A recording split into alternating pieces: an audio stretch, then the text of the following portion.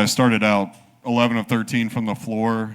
Just what led to that hot start for you, and then what did they do to kind of maybe shake things up defensively from there?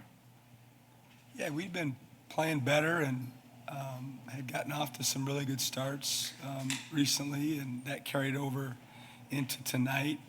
I think every coach in America would tell you, internally one of the things they would wish for was to get off to a great start when you're on the road.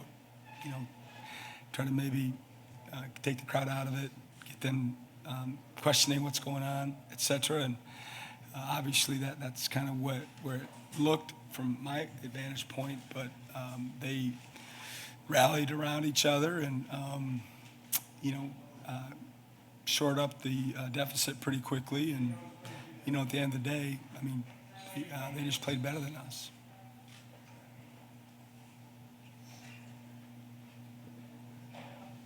Chris, it was a staple of Kentucky last season, maybe not as much this season, but what can you say about how they kind of played through their big men, particularly Malachi Marino down the stretch, 6 assists from their big down low?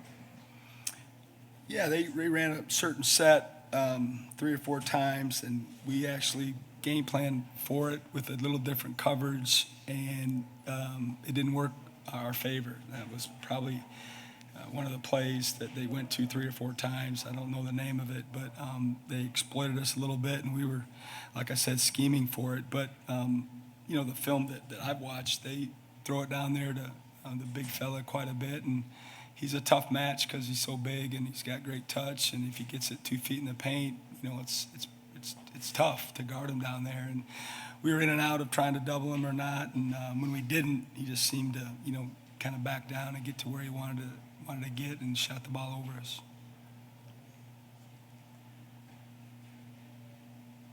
Next, anyone else? Otego Oweh came up with some really timely steals for them in the second half. Just what did you see from him, and maybe even watching him on film coming into this game? What have you seen from him? He's a great player. He's an all-league caliber player. I think he was preseason player of the year, if I'm not mistaken. He got it on the court tonight.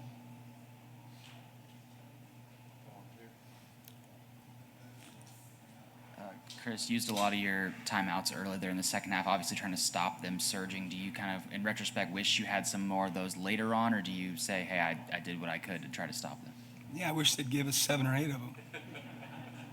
It'd be a lot more fun. I'm sure the fans wouldn't like it, but concessions might. No, I don't. That had nothing to do with the end of the game. I should have called one in the first half earlier, and I about pulled the trigger, and I didn't because the media, it was under the media. I think it was at the under 8-minute mark, if I'm not mistaken.